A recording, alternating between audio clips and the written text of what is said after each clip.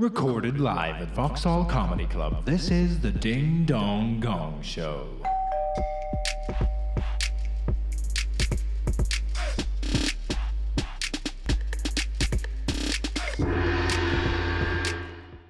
Are you ready for the Ding Dong Gong Show? It's a Sunday afternoon, you can do better than that. I said, are you ready for the Ding Dong Gong Show? Well, please welcome your MC and host for the evening, it's the wonderful Mark Crowd. Hello, Vauxhall, how are we doing? That woman beat everyone to the punch, I like that, good. Make sure you've been to this show before? No, alright, calm down. Give me a cheer if you've not been before? No, sure. Give me a cheer if you have no idea what you've come to? Give me a cheer if you thought you were coming to a normal comedy night? Yeah. Please lower your expectations like way down from all the. You have come to the Ding Dong Gong Show! And what that means is you're going to have acts coming up here and they are going to try and get to 5 minutes without being donged off by you, the audience. If they get 1 minute's grace, they're allowed to do that. But before I explain the rules, we're going to get to know you guys a little bit. Hello, my name is Mark, I'm your host tonight. Some things you need to know about me. Number one, I am a bisexual. In case you guys are wondering, it's yes, no, yes, no. And you in the scarf, absolutely, mate. Don't worry about that. He's very pleased. Good. Give me have we got any other LGBT people in tonight? Woo! The gays and the lesbian over there. Good stuff. You've all sat close together. That's nice. They've ghettoised the gay community into a small party audience. That's cool. I do prefer when there are LGBT people here. I did a gig in a place called Tiverton down in Devon. There was a stony silence when I asked that question. So I said to them, what, do you not have any gay people in Tiverton? And a woman from the back of the room just shouted out, not anymore, love. Genuinely the most terrifying heckle I've ever had. You know what's fucked up? They asked me to come back and do that gig again, yeah? You know what that gig was supposed to be? Fucking bonfire night. I am pleased the gay community has come out tonight. What's your name, gay man in the scarf? Jake? Yeah. Jake, and is this your boyfriend with you? Husband. Husband! How long have you guys been married? Yeah, nearly. Yeah, you sound fucking thrilled about it, Jake. Yeah, nowadays the gays can be just as miserable as the straight. It's great. Jake, what's your husband's name?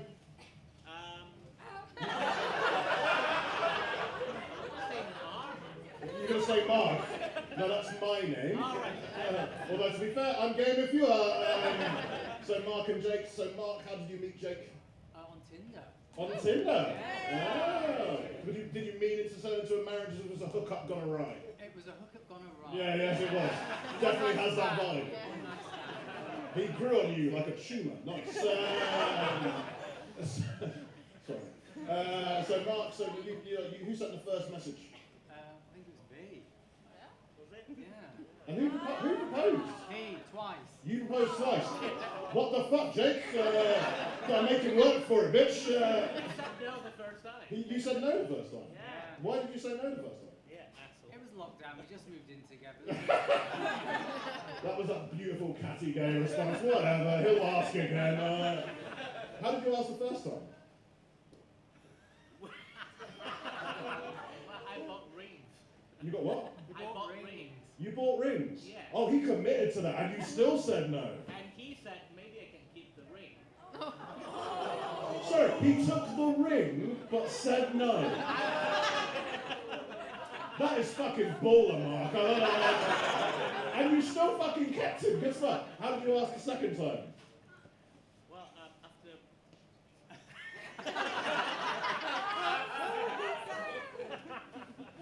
well, waterboarding is great. Waterboarding is good fun. Is that a kink sex thing I'm not aware of? Genuinely true. If you don't know this venue turns into a kink sex club most weekends. There's a woman there pretending she doesn't know. Generally backstage there's a whole box of lube and condoms, so if anybody wants some. Mark, Jake, how you feeling? We thought it was You nice. thought it was tonight, yeah. I like the gays tonight. The gays are in good form, right? Give me a big round of applause for Mark and Jake. Who else are we going to meet? We've got a group of lads here in the front row who look like they sort of hate me. I'm enjoying the energy. What's your name there, mate? Don't unfold your arms. No one's going to steal your nipples. Come on.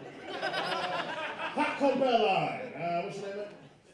Sahil. And who are you here with tonight, Sahil? Luca, Adi. And how do you guys all know each other? Just uni? You're like, stop talking to me, okay? I'm not going. So what uni did you go to? Loughborough. What did you study? AI. AI, and how's that going for you? Shit. Isn't the AI stuff like really, like what? It's amazing, but it's just, it can be much. You're really not selling your career to me. Do you end up working in AI? Yeah. So what's your actual job now? Data engineer. Data engineer. You guys are all the same course? I did chemistry. You did chemistry, and what are you doing now? Data engineer. Data engineer as well. Do I dare ask what you did? Well, I did computer science. You did computer science, and now what do you do? I'm a data engineer. You're a data engineer as well, yeah? You? I did economics, now I work at Heathrow. You work at Heathrow? Yeah. Okay, what do you do at Heathrow? I'm a flight dispatcher. You're what? A flight dispatcher? How the fuck did economics get you into flight dispatching? That's really fucking cool. Well, big round of applause for these guys and their tedious lives. Good stuff. Some other stuff about me. Actually, we probably need to get on with the night. So basically, we're going to have acts coming up here. They're going to try and get to 5 minutes time. If you get 1 minute grace period where you can't dong them off. If they get to 1 minute, you will hear this noise. There it is. Try that again. 1 minute, you hear this noise. There it is, that ding noise. That means that you, the judges, can then dong the audience, the acts off the stage. Now, if you get one dong in the ear, they will hear this noise. One dong. There we go. If you get two dongs, you will hear this noise. Two dongs. If you get three dongs, you will hear this noise. Believe it or not, three dongs. And then you will hear this music, and that means they will have to leave the stage having not beaten the 5 minute clock.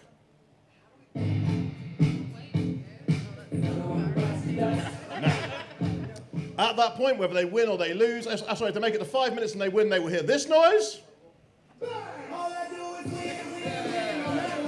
And you guys will raise the fucking roof like this. Good fucking times. Now, then they will be given feedback by some industry professionals who are in tonight. Would you like to meet your industry professionals for tonight? Yeah! They are both professional comics who play this club regularly. Please welcome Hattie Preston and Tom Elwes!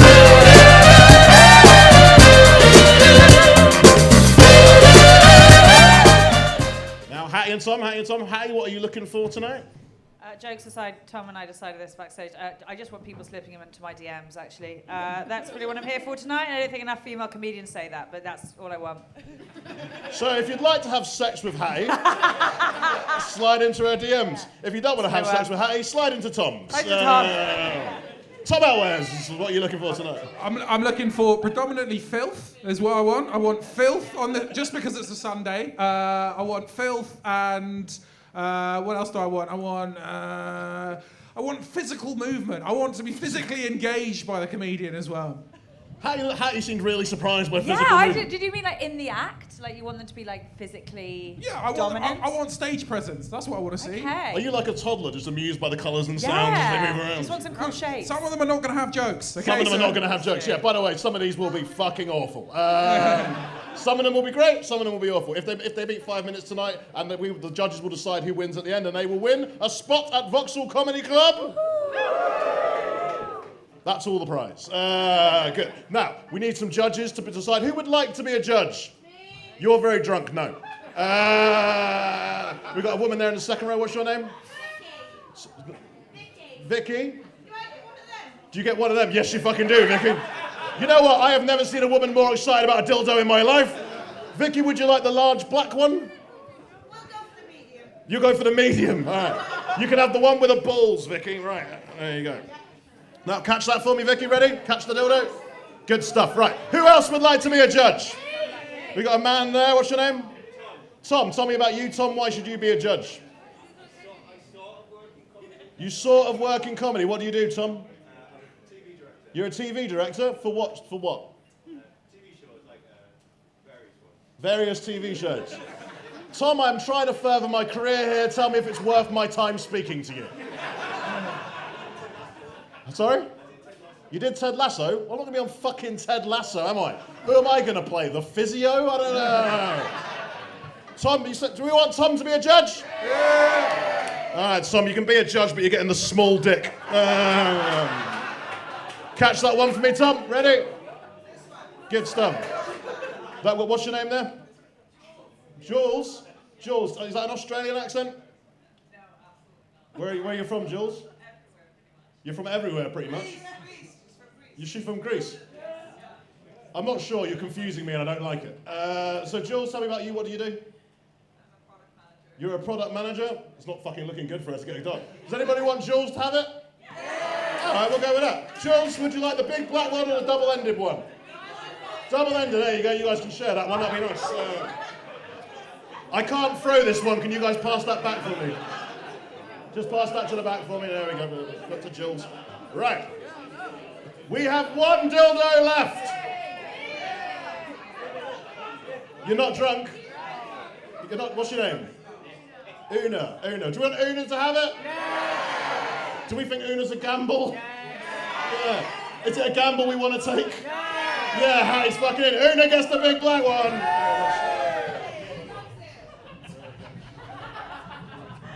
Now, reminder of the rules, you can't dunk people off until 1 minute. I'm telling you the rules, Una, and I immediately regret this decision. So you get 1 minute, you can't gong for the first minute, and 1 minute you will hear this noise, and then you're allowed to dong. You'll put your dong in the air if you don't want the act to carry on, if you don't like the act. So raise your dongs in the air for me if you've got a dong, just so Roman can see where they are. So do you all understand the rules? No. Fucking hell, Una. Right, so if you don't like an act after 1 minute, raise that dildo in the air. So if I do like it, keep it. Una, give me back the dildo. Okay. It's like the opposite of sex. If you like them, it stays down. If you don't like them, it goes up. It has never needed this level of explanation before. No, but it's sometimes important to All right, remind Una, us. I'll tell you what, we're going to try you for the first couple of acts, and if it goes weird, we're going to take it away from you. Is that fair? Okay, cool. Right, so you ready for your first act of the night, ladies and gentlemen? So what we've got is we've got people who are pre-signed up to the competition. They're going to come out, and we've also got people that are in the bucket and can come out at random. Would you like to start with a random bucket pull? Alright, so the first act coming on the stage, I hope they're ready. It's Sharifa Barfly!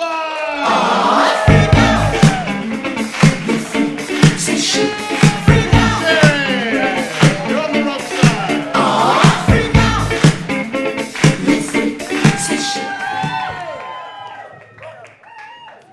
On the way here, this guy came up to me and was like, "You're the exact kind of woman I'd like to date." And I was like, "What kind of woman is that?" And he was like, "A strong black woman." And I'm not gonna lie, it kind of scared me. Not the black part, but why do I need to be strong? What are you planning on putting me through? Why is strength required? And it made me think, I've never heard any other race of women be described as strong. I've never heard strong white women.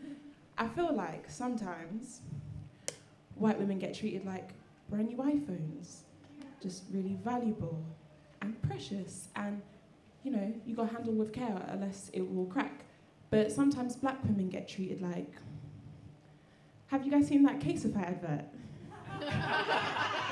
Where they're like, "Look, we're gonna drop this iPhone from a 40-foot building, but don't worry guys, it's fine because it's in a strong black case." Yeah, it's also waterproof. Watch us drown this Negro iPhone in water, but it's fine. It can handle anything in this strong black case. So black, so strong. Go Caseify. And it's annoying because black women, we're not Caseify adverts. Like, I'm not a strong black woman. Black, yes. Strong, no. If you put me through shit, I will crack. Not in the face, because black don't crack. But you get the point I'm trying to make. I got diagnosed with autism. No. It would be, okay, you know what? All right, Karen, fine. We'll move on. So, I got diagnosed with autism recently. I was quite shocked. Do you know what me and you need to do? Maybe like an exchange problem, because I think like black women, it's a branding issue, the whole strong black women thing. I think we should do a buddy up, and like you, Karen, can teach me your ways, and I can teach you some of mine. Okay, just say go well. 3 Right. dogs.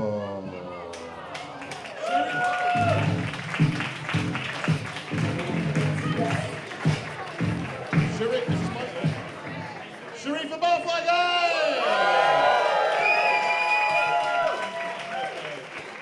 For context, Sharifa's been down here a few times. She's beat the gong every time. She's been really fucking good. It's really hard going first. I think you got a little bit bogged down with Una. Yeah, I got triggered, I'm not going to lie. And then I stopped telling jokes, so I was just like... You just started having an argument and calling her a Karen. It was great. Yeah. I mean, I'm here for it. I enjoyed it. Una, you're on thin ice. You can behave yourself for the next act and we're going to be all right. Okay. I don't need to give you too much feedback. You're fucking great. You know you're great. You smash it every time here. Going hard is really Thank fun. you. Yeah, you smashed it. It was amazing. It was just, yeah. She let you down. And that's all that really needs to be said. It wasn't just me. No, it was just you. Is the thing. It's fine. You can put the dong up, but you don't interrupt Just, the acts at the you same know, time. Not all women should have a voice.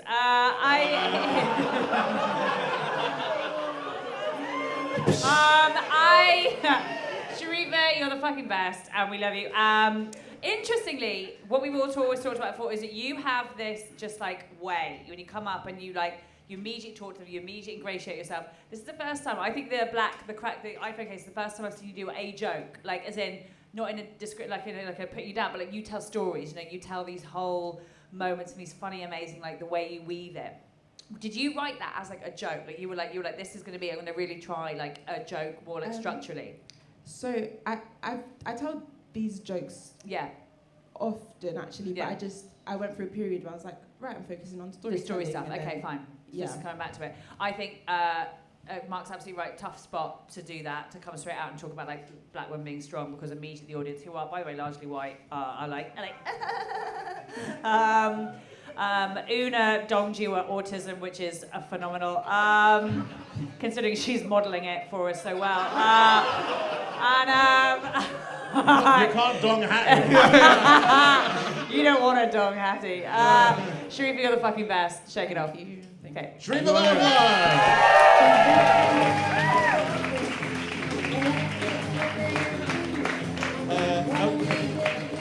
A reminder, guys, if you do want a dong hattie, you can slide into the DMs after the gig. Okay, I'm going to put it to audience vote. Do you guys want to continue with Una as a judge? We got it. We'll do one more. All right. Please welcome to the stage your next act from the list, Lisa May!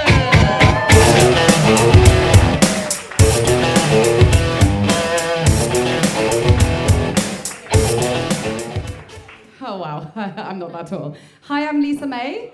I am in my mid-40s. I am single, 2 kids, work full-time, do stand-up comedy, which means I have to multitask the dating shits. So if I look at you for more than 3 seconds, you have most definitely pulled. So I have a weird accent. I know it sounds weird, right? I'm actually Norwegian, but it seems like when you have a Norwegian here for 24 years, what you get is a slightly aggressive sounding Irish person trying to sound posh. I've nailed that shit. Norwegian is a weird language. It has 200,000 words, which means that loads of words are pronounced and sounds exactly the same and means completely different things. Like the Norwegian word gift means marriage and poison. Coincidence? I think not. I am divorced.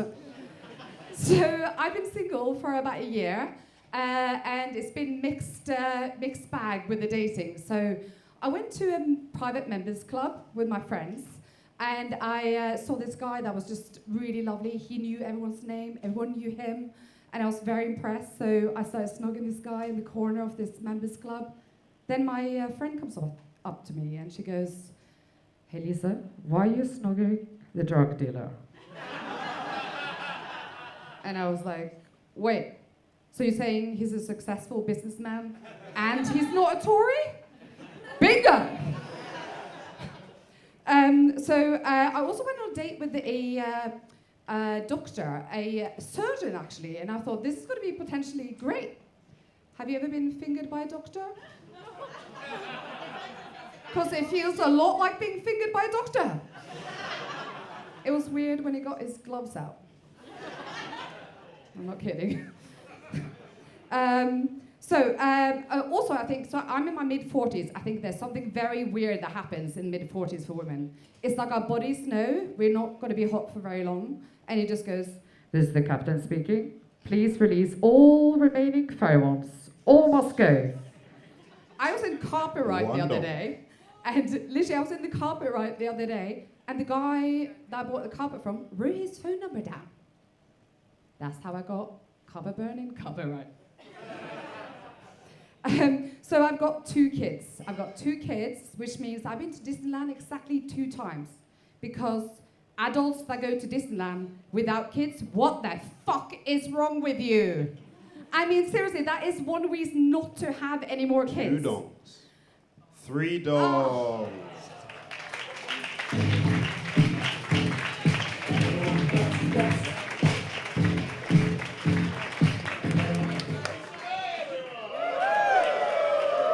Lisa, I liked you. You came out here dressed like you were going to unveil the new iPhone, and I am here for it.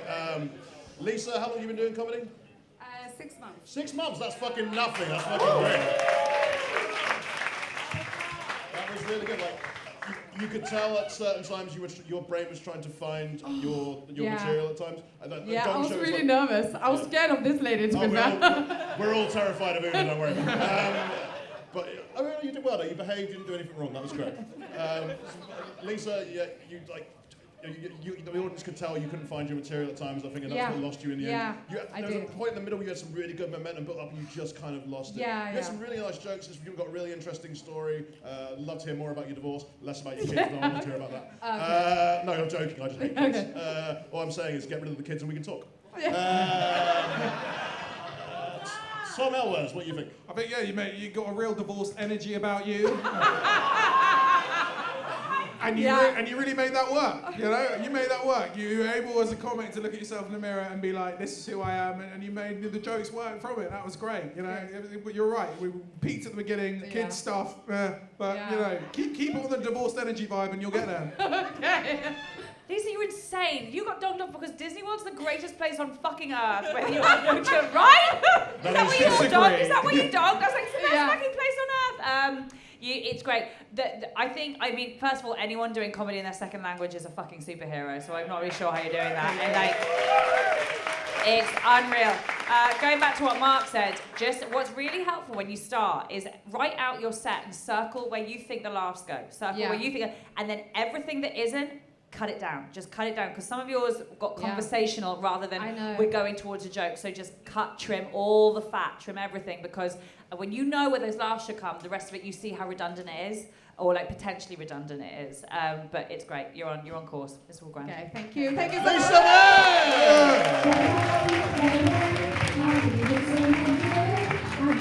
Okay, what would you as the audience like? Would you like one from the list or one from the bucket of mystery? Tom, would you like to pick one out of the bucket for us, mate? Who we got? Who is it, Tom?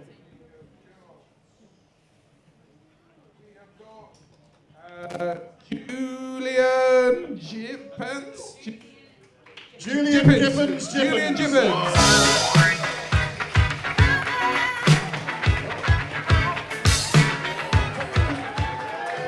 Hey, it's the boy from the door. Hello. How we doing? We're doing all right? Yeah? Okay, lovely to be here. Guys, did you know that there is a culture in this world where having a hairy butthole is considered a sign of wealth and prosperity? And that is a culture that I am trying to create. Who wants to join my culture? Yes. It's fucking so cold today. It's so fucking cold.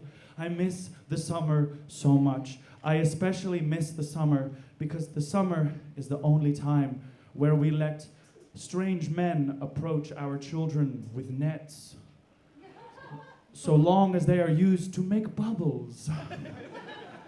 Weird, thank you. No, I'm good. Monsieur over here wants some physicality in the show. And I'm not only a stand-up comedian, I'm also a contemporary dancer. It's true. And people always ask me, what is contemporary dance, Julian? What is contemporary dance? And I always say, oh, it's very simple. It's very simple. And that usually clears things up quite nicely. But that's not the only thing. I mean, actually, what contemporary dance really is contemporary dance is just, you just love to move. You love to move back in with your parents after school.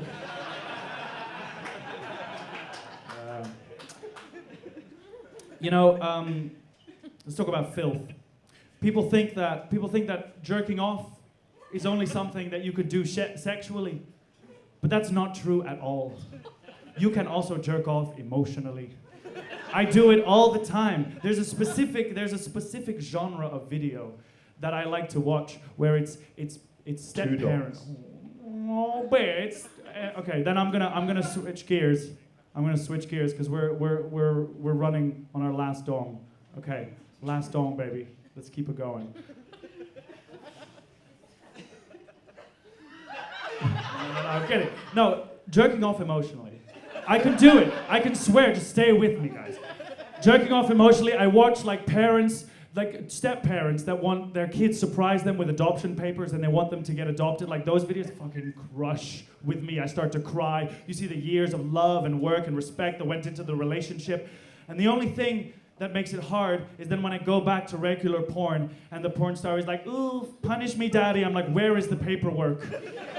Has the local council sanctioned this butt fucking? Because if not, I don't believe it. I used to also think that incest porn had been, we're really going there. Incest porn had been steadily gaining in popularity since round about 2016. But it turns out that it was just the algorithms getting to know my tastes. And sometimes, when you try to learn something about the world, it's really the world trying to teach you something about yourself. Yeah, so, for my last joke,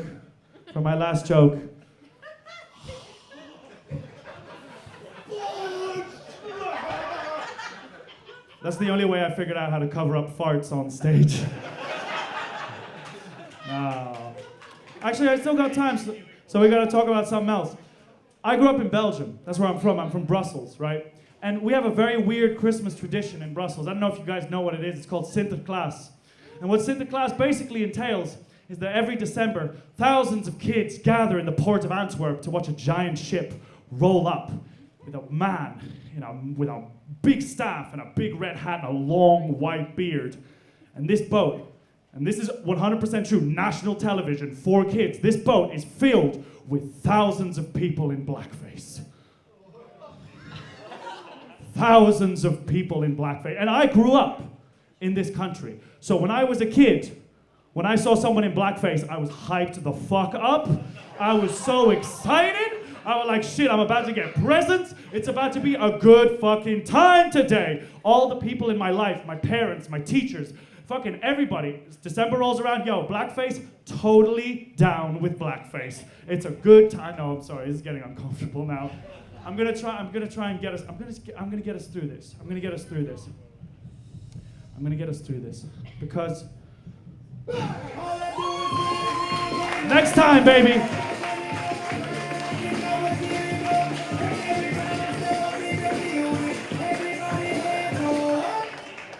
Julian, so how do you say your last name? It's pronounced Gijpens, but you can call me Gijpens. That's probably a bit easier. Julian Gijpens. Yeah. Right, we'll go with that. Julian, good fucking job, man. I'm still processing a lot of it. I feel like at some point in time there's going to be a news story written about you featuring the phrase, and then he turned the gun on himself. But some of the segues were fucking incredible. You came out talking about your hairy butthole, and I genuinely thought this guy's going to be done in 1 minute. And then they kind of weirdly got on board with that. But then he just changed the topic to, hey, it's cold outside. And I was like, what the fuck is happening? There were some really, genuinely very funny moments, and just some very fucking weird moments. But again, as Hattie pointed out before, you're doing comedy in your second language, and that's amazing. There was a point where you just started twitching on stage. I don't know if that was just for Tom's benefit or not, but that was Crazy. I enjoyed it. I liked it. The audience liked it. That's what fucking matters. Una kept her dong down. I want to take mine down and it was good. Thank you. Complimentary heckles. Tom, what did you think? I like you, man. I like you. You're a good dude. I feel like you definitely also jerk off to cartoons, but you know, you got that energy. But that's okay. That's cool, man. And to be fair, you didn't get donged off, and you repeatedly said, "I'm totally down with blackface." So if you're not getting donged off after that, mate, you've got something. So well done. I mean, if there was ever a time for a gong to go up, I think the blackface line was it. With the black guy sitting in the corner, but like, you got through that, my guy. Wow. Stop playing the race card. Yeah, Brennan. stop, Rowan. It's the only card I have. But I think there's something in that joke, like the fact that a whole nation of people didn't know that just ship in people on blackface at Christmas time. That's incredible. It's crazy. Sure. It's so No, I hear that. That's, Yeah. I mean, it's just like the reality in which I grew up, which is because of course I'm not down. No, I know. But I mean, just to be clear. No, we know that, but I think there's a lot. Just so we know, just so folks on, we're on tape. We don't. None of us are. But that's such a fucking great premise for a joke. Just make sure you know what it is, because the only time they got nervous and started was when they didn't know if you knew where this was going. And if you can't wade into a blackface joke and be like, so that's that, blackface. And I'm down with it. Anyway, next joke. Like, you've got to take them somewhere with it. The Pornhub joke is great. Really good. That's a brilliant one. And I believe you said you wanted to start a culture. I think you could start a cult, Julian. You strike me as someone who, and if your cult was centered around hairy buttholes, yeah, for sure, that checks out. Like, you feel like that, so well done. But you've definitely found your voice on stage, and j'adore. Yeah. Well done. Julian, you work here. Do I give you a drinks voucher or not? No, it's all right. I'll just talk to the bar staff. Thank you very much. Oh, he's ended on a smug note. Julian Gudman! Alright.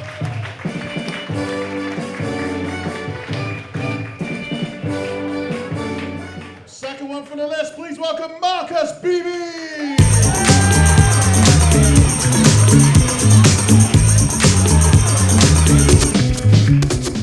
So the more observant amongst you tonight, you'll already be able to tell that I'm from one of potentially 40 different countries. Half British, half Malaysian. Strange one, being Asian, you know. A number of times in my life, people have tried to relate to me through my Asianness.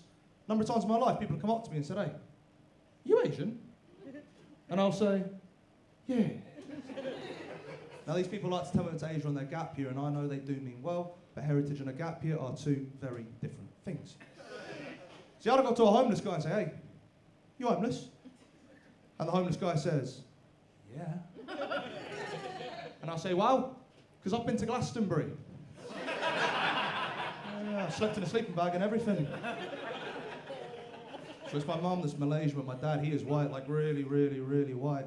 And when I think back to my childhood, when I was 5 and he was 50,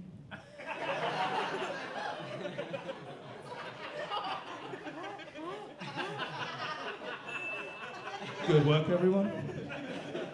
My dad used to be in the RAF, the Royal Air Force, and that came in handy when I was a kid.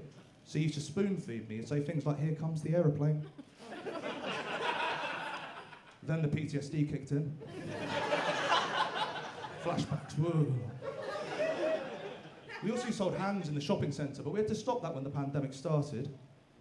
No, it's back in the 90s. The 90s, you know, we're talking Britpop, we're talking New Labour. Trust me, incredible time to be 6. And I was a bit of a geezer back then, you know, I used to drink on bongos by the pint.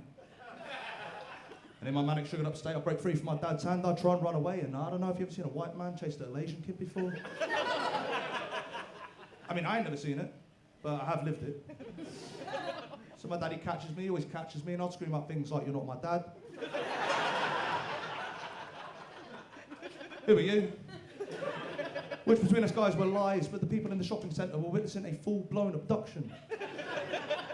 No one ever called the police, but I like to think there's this banker in Canary Wharf making loads of money, living a beautiful life. But every once or twice a month gets a little triggered and thinks, fuck, was I complicit in child trafficking?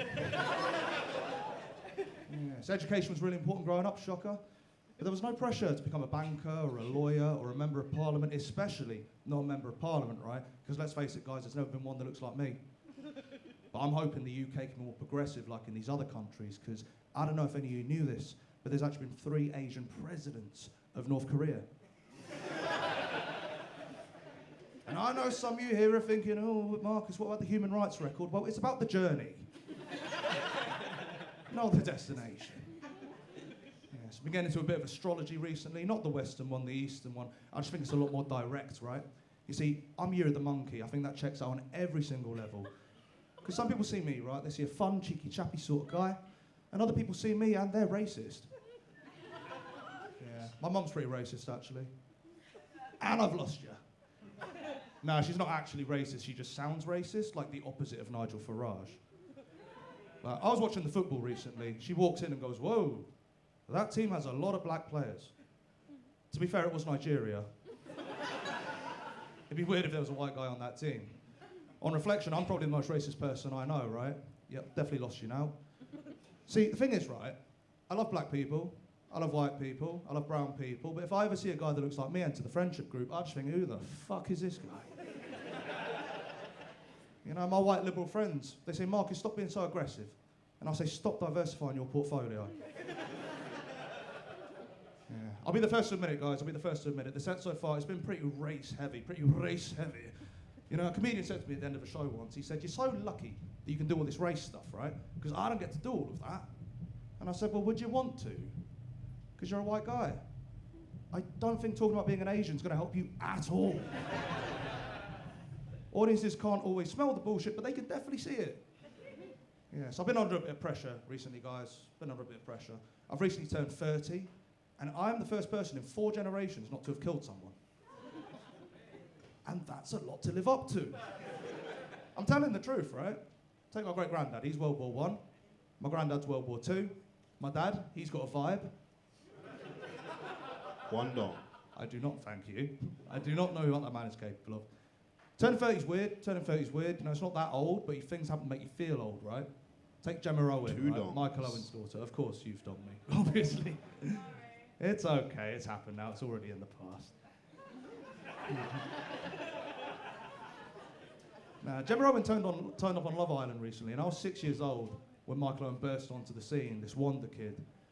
And this paper came up, this link said, shocking transformation, you won't believe what Gemma Owen looks like now. So I click on it, and the picture on the left is Gemma Owen and the 6.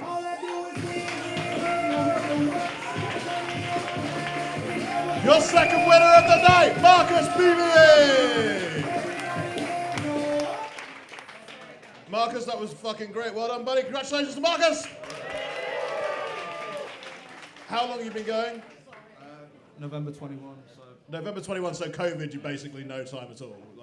Year and 4, year and 3. Year and 4, that was really good. You got right some really. I will say one thing: when you came on, you went right into your first joke before the audience had even settled and stopped clapping, and they kind of lost the first joke. And the first joke was funny, but I feel like you didn't get what it deserved because you didn't. All of them heard it. So just take your time a little bit more. Your joke writing's really good. Also, please stop telling the audience that you've lost them.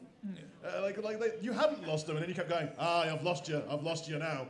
So yeah, just act like it's going well, even if it's not. But you did great. You skated the line there at the end and managed to get over it. I enjoyed it. You guys? Yeah, same again. I think you started so strong, and then there's talking about progressive there, and I thought it was great, man. The whole first section was absolutely unreal, and then it was just slightly towards the end that like you said, once you spoke to the audience and let them know. Don't let them know anything, okay? Don't let them know a thing, man. Keep it all to you in. Just keep ploughing on, keep going. You'll smash it. A little chuckle there. That didn't happen, obviously, but I thought there'd be a little chuckle in the lead up, but it didn't happen. No, yeah. That's something I think you got great at. I think last time you were here, I said don't pause for the moment that you think they're gonna laugh, because then they were aware of it, and you didn't this time. So a couple they missed, like when the pandemic started and Shocker, and they missed it, and you just cracked on, which is good. I sort of disagree a little bit with Tom. Not disagree, because I don't ever. You still have a tendency to monologue a little bit. So you're talking at them, you and it's good because your jokes are quick and you could get away with it, but let them in a bit. I think go to them a little bit. I don't know, am I speaking on behalf of you when you're all like, no, but did you feel like you weren't in on it? Yeah, so just bring him in. Yeah, turn on him. But bring him in. Let go to them, don't at them. Yeah, but it's great. It's great. You're great. Marcus, I was just, I enjoyed your set over here too, and I was just really happy that you didn't go somewhere wild with that Year of the Monkey business. You know what I'm saying? Like, good stuff, brother. You know what I mean? Yeah, good stuff. We get it, Roman. You're black. Yeah. By the way, Roman Harris on the God mic tonight. Oh, can I ask also, when you hold your dong up, right? Could you just hold it up keep it up there for a little while, just so I can register it? And Don't just then flash not us. like, Yeah, just get it right out there. not just a quick one. I need it up there for a bit, and then once you hear me acknowledge you, take it out. All right. All right, that's enough. I feel like we're now just making Marcus stand here awkwardly while we have an admin discussion. Marcus, baby! All right. Sometimes maybe good, sometimes maybe shit. That was good. Well, we got one more act in this section, I think, then we're going to have a break. Last one from the list. Please welcome Lewis Baker!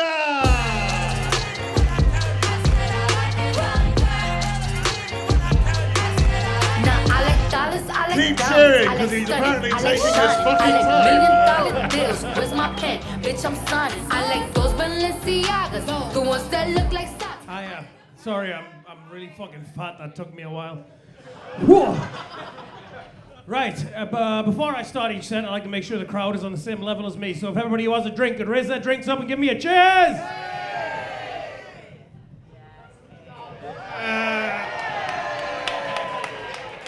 There you are. All right. My name is Lewis Baker, and I have a fucking problem. No, but I am 23, but I look like I'm 45. I've come to terms with that because I am part of the greatest generation, the one where all my problems are someone else's fault. Thank you. Okay. Holding a big black dildo laughing at me, okay. So I grew up with like YOLO, and like the celebrities that I looked up to were people like Steve-O and like Charlie Sheen, so I thought like doing drugs and drinking a lot was cool. Now I'm 26 and I'm like losing my breath just saying this. Whew! But it's fine. Speaking of alcoholics I'll probably never met, my dad left. So you like racist jokes but not dad left jokes, all right. No, my dad left, but I've come to terms with it, you know, because he told me he was going to the store to get milk about 20 years ago. He's coming back. I've decided that he went to a farm and he's got a lot of cows waiting for me one day. And one day I'm just going to be that weird milk guy with lots of cows. But it does create a lot of issues that you don't realize until you talk to a lot like normal people. So I was playing this game, you know, Would You Rather, with my friends at university, and someone asked me, would you rather fuck your mom or get fucked by your dad? Anybody here with their parents tonight? Because for me, that's easy. It's the closest thing I'll ever come to a father-son bonding experience.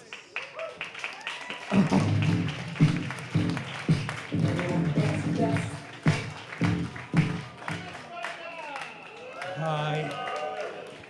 Right, Lewis, how long have you been doing comedy? 6 months. 6 months. You can tell you're very. I would say a lot of what you did was like you came out really good confidence, really good energy. Down the pint like a fucking lad. Made Tom look like a cuck. We enjoyed that. You said you wanted to get physical. Yeah. Not with me. A couple of the bits were a little bit cliche, like your dad going out for milk thing's been done to death. Like the farm stuff, been sort of been done to that. Like.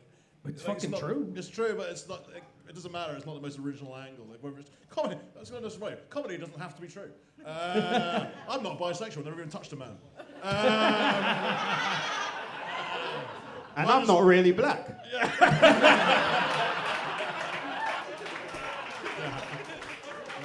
Roman's originally from Belgium.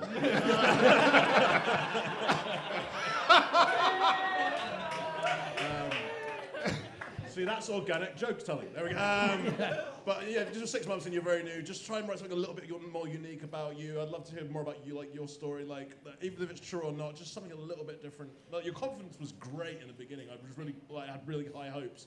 You can down a pint like a fucking champion. Tom, what do you think? I thought it was good. How old are you?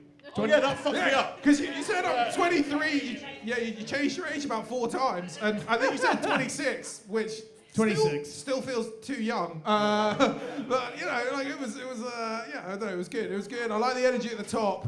I just felt, yeah, just a bit more like just crafted and jokes there, and you'll get there because you got the stage presence, man. You got that absolutely down, and your energy's there. Just a little bit more crafted, and you'll get there.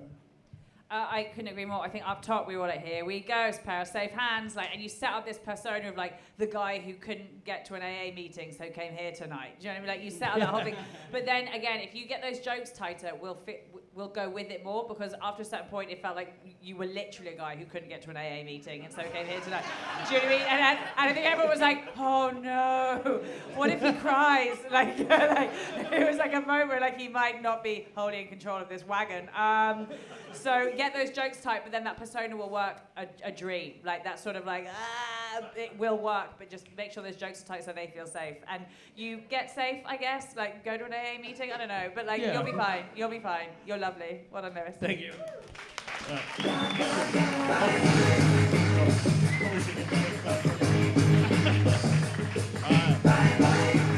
That was our last act of the first half. We're going to have a quick 10-minute break, so go to the bar, do what you need to do, go to the toilet, do all that stuff. If you've got a dong, please bring it back to the front of the stage because we have different judges for the second half. That's just the rules, is what we do. Big round of applause for all the acts in that section. Woo!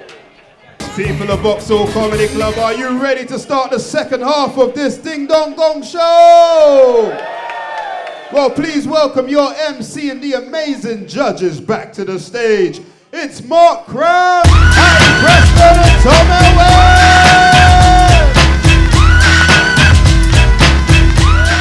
Welcome back to the second part of the show. Are you having a good night so far?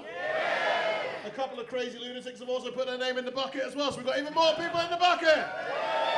Good fucking times, right, so. Anyone, by the way, if you do want to sign up for a show in the future, please do fucking do that. It's great fun, and we won't be too mean to you if you've never done it before. So we met the gays in the first half. Should we meet some straight people? Straight people. Who knows? I feel like we've met you enough. Gonna move on to somebody else. Woman there, what's your name? Sorry, oh no, not you. That's a strange name, madam. We won't talk to you because you clearly don't want it to happen. There's a guy behind you in green there. It's definitely going to happen to him. What's your name, mate? Pete. Yes, of course it fucking is, Pete. Pete, who are you here with tonight, Pete? Your missus. Mrs. Tell me about you, Pete. What do you do, mate? I'm a chef. You're a chef? That is one of those jobs where everyone gets automatically impressed. Let's find out where he's a chef before we get too fucking excited about it. Pete, where are you a chef?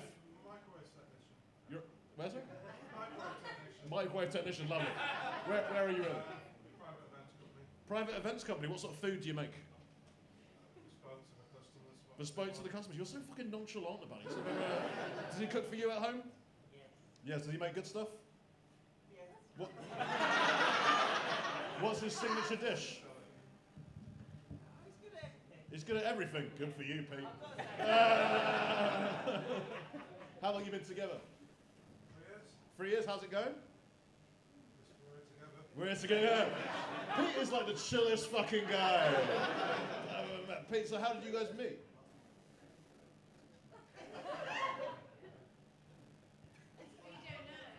He doesn't, you're right, yeah. You met online? That took a fucking while, didn't it? These guys owned it with Tinder earlier. Tinder and 2 engagements over here, fucking having a great time. I'm a single bisexual man. No, I'm not. Who said no, I'm not? It's not a fucking pantomime, mate. And to be fair, if it was, you'd shout, he's behind you. That's how that fucking works. No, I'm not. Who said that? Oh, no, sorry, I said I wasn't bisexual. Sorry, that was a lie. I am. I do suck dick. I'll fucking prove it, mate. They're gonna bring my comedy empire down. No, it's I am a single bisexual man. It's literally the most depressing thing you can be. I cannot cast that net any wider than I already fucking have, right? To rejoin one of those internet dating sites that I used to be on back in the day, and I took one of those matchmaking things where you get matched to your ideal mate, and I got matched to my old profile. So apparently the only person that can love me is me, yeah? Weirdly only a 94% match. What the fuck happened there? Fuck. She's on a time delay with everyone else apparently and giving strange reactions. No, my favourite coming out story is when I came out to my aunt. She came around my house a few days later and she brought me 4 pots of hummus. And the reason she brought me 4 pots of hummus is because her friend Steve at work is gay and he really likes hummus. It's that level of baffling and accepting at the same fucking time. The implication being like the first time you suck a dick, suddenly hummus tastes amazing afterwards. Thing is, I didn't like hummus when I was a kid and I fucking love it now. So maybe she's right and that's why you never see gay guys and women eating hummus. Give me a cheer if you're a straight man that likes hummus. Straight man that likes hummus, woman. Good. Was that you there, mate? You're fucking gay. You have to accept that about yourself now. To be fair with those eyebrows, those are not the eyebrows of a straight man. Too well groomed. A woman just turned around and went, yeah. Good times. When I came out to my parents, I'm very lucky. I never had to come out. My parents are like the most liberal, understanding people in the world. Show you my mum and dad alike. Did anyone else used to get Valentine's Day cards from their mum when they were growing up? Yeah, gone for my mum every single year until I came out of the closet at 18, and then my dad started sending them to me as well. Absolutely fucking phenomenal parenting. How did you not love that? Got pretty weird when he started sending me the dick pics a couple of years later, but there we go. That is my dad's least favourite joke. He has asked me to point out that is not true. They were videos. Anyway, good times. Right, we need some more judges for this half. Who would like to be a judge in this half? Not you again, Una, no. Oh, one of the gay men wants it. Mark, the gay man, wants it. Do you want the big black one? Double-ended, yeah. Double-ended black one? Oh, you can share it with your husband. That's lovely. I can't throw this one for legal reasons. There you go. Big round of applause to Mark, your first judge. I love the fact that Hattie was looking at me, I waiting. knew you were going to say something like that. So waiting for me to make a joke about the big black cock. Were you waiting to? I'm going to wait to talk to these Okay, guys fine, you do later. it later. Okay, No, you can't have one more go. Everyone gets one go, right? So we need someone over here, I think. You would like one. There he goes. You're going to get the little one. I would like to say, I'm not assuming you've got a small dick, but you have that energy. Controversy, apparently, from people. There's one very politely raising your hand there, madam. What's your name? What's your name? Sarah. Sarah, tell me about you, Sarah. What do you do? Data analytics. Do we want a data analyst to be in charge of us, Hilda? There you go, Sarah. Very, very carefully catch that. Good stuff. Oh, the lights fell off. All right, keep the lights next to the dildo. Right, we got one more dildo. Hattie, would you like to pick this one? Okay, no, I'm not giving it to Una's mate because you. Okay, who are the people in the far corner? Okay, no, wait, stop, enough. Okay, the blonde. I can see a blonde waving her hand with an orange wristband. What do you do? What's your name? Emily, what do you do for a living? I'm a designer. Of fashion? No, I wish. Of what? It just means you're going to be less of a bitch than if you'd been in fashion, I'll be honest. That's really what I was looking for. Do you feel like you're a bitchy graphic designer? Yes. She's like, ah! Is that your boyfriend? She's a huge bitch. Emily, where are you from? Oh fuck, you're too really liberal, nice. way You're too so liberal. nice. No, you're gonna be nice. We really need a wanton whore bitch. Anyone anyone got one? Who At the reckons back? they're the biggest bitch here? At the back. At back. Back. No, the guy going like this. Yeah. What's your name? Sorry? Anthony? Are you a whore bitch? Yeah! Give it to Anthony. Anthony's right at the very back though, Mark. Do you need me to run and go and do it? No, I'll just hurl it. Oh, he's going to do it. You get it? Okay, Anthony, it's yours. Congratulations! Also, big round of applause for our dildo wrangler there. Great fucking work. Right, so we are back on it. I think we should start the half with another bucket pull. What do you guys think? Mark, 1 second. Can everyone who's got a dildo hold it up for me? Let me see where you are. Let me see where you are. Good stuff. Lovely stuff. Thank you. All right. Down now. Your first act of this section, I hope they're ready, is James Wood.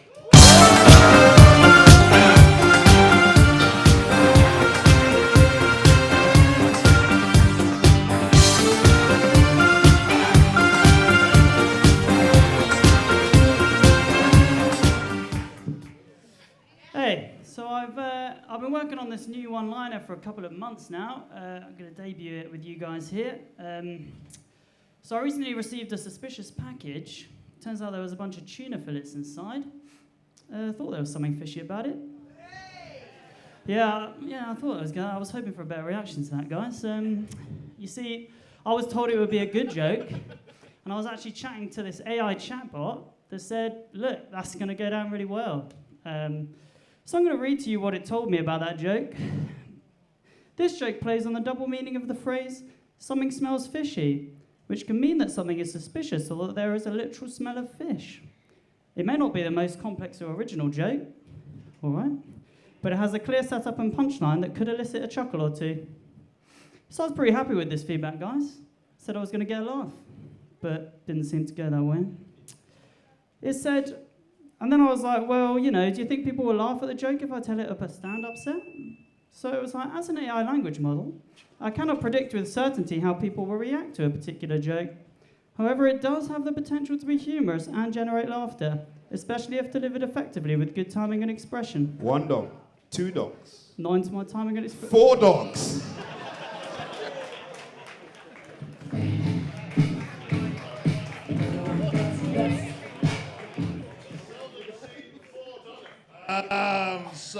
Sorry, that was, James Wood. James, how long have you been in comedy, James? 2 months. 2 months? Oh, okay. I'm going to infer 2 things from you, James. One, there's something on that sketch pad that's going to relate to being a graph of some kind. No, it's actually a picture of a stand-up comedian that's sad that his fish joke didn't work. So you were really committed to that Oh, bit. I was committed to the fish joke throughout, guys. The other thing I'm going to say is you're a fan of Stuart Lee. Yeah, well, I there you do go. like his stuff, Don't be. No. He's a great comic, but don't. These long-winded, like, you really have to earn that. The audience have to really buy. If you'd started with something a little bit, like, showed that you could write jokes, to immediately go into the bad joke thing, is like, you did the fish joke and they just thought it was a bad joke. They didn't really go with the irony of it. And then you just kept going with that bit that wasn't working. If it's not working, have ways out of jokes would be like especially with longer bits. If something's not landing, have escape routes that you go into something else during it. But you're very, very new. Just keep going. Well done. Just getting up. All right. Cheers. Yeah, man. I would say, you're new, and you were really reading what a chatbot had said to you.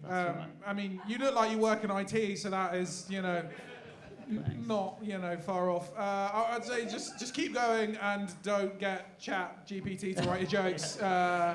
It's not there yet. No, fair enough.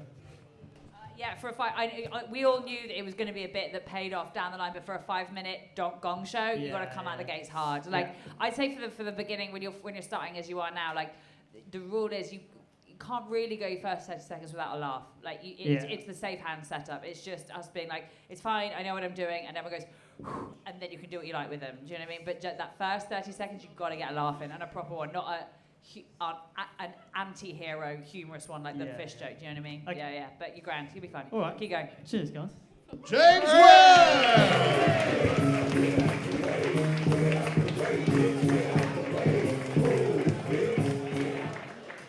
Also, just quickly, James, change your stage name. There's already a very famous actor called James Woods. Let's not go down there. Right. So your next one for the list, please welcome Catnip!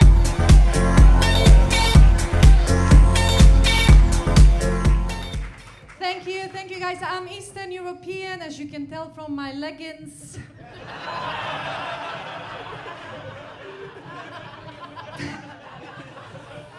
Sometimes laughter hurts, yes. 80s fashion only reached us this year, in a non-vintage way as well. I'm Polish, nobody's impressed, great. I moved here 14 years ago. At the beginning, people were suspicious. They were like, oh, Polish, you guys are sneaky little motherfuckers. Coming over here, stealing our jobs. So unfair and so untrue, because we don't come here for the jobs. We come here for the unemployment benefits. So many bad stereotypes that we steal jobs, bikes, hearts. For organ donations. Careful when you take a nap in the park in the summer, you might not wake up. So I've been here long enough, I got a British passport, very handy after Brexit. I can wipe my ass with it.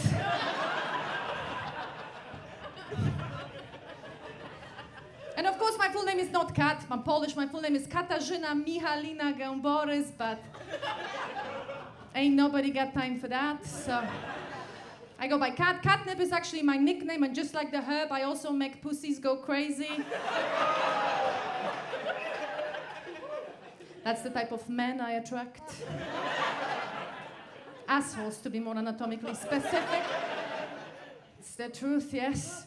But my mom keeps pressuring. Mom is like, Kat, you're 35, are you seeing anyone? And I'm like, yeah, fucking therapist, Mom. It's like, why don't you date a nice Polish man? And I don't date Polish men, not because Poland is too small and we all related. No. That would be a plus. He ugly, but at least it stays in the family. He beats you, but at least you didn't have to change your last name. I don't date Polish men because they all look like they've been squished by a heavy weight of toxic masculinity.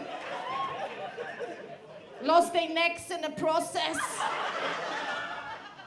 The heavy chains they're wearing is solely so their heads don't fall off their torsos. And whenever I go to Poland, I always train my fingers, swiping left on Tinder and doing all the work myself.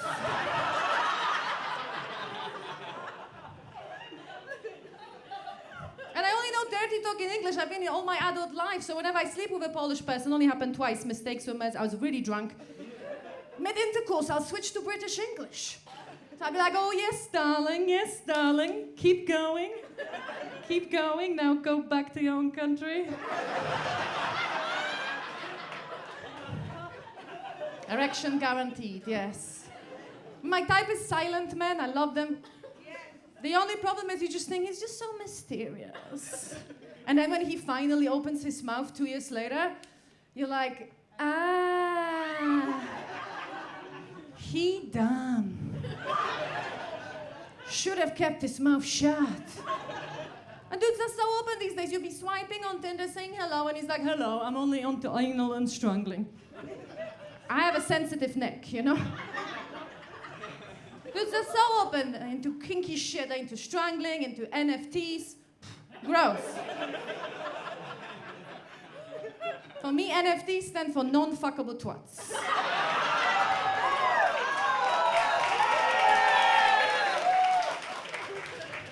Crazy. My mom keeps pressuring though, because my parents got married very early. 23, I was a fruit of their passionate wedding night. I was born 7 months after they got married. They told me in communist countries we are way more efficient. For the camera production, you know.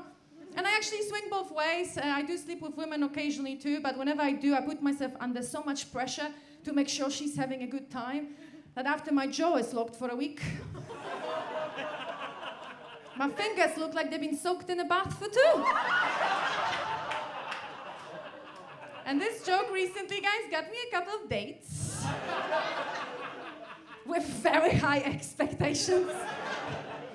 It's fucked up, yeah. But I did hook up. I started seeing someone recently. He's much younger than me, so you can really say I got back on a horse or more like on My Little Pony.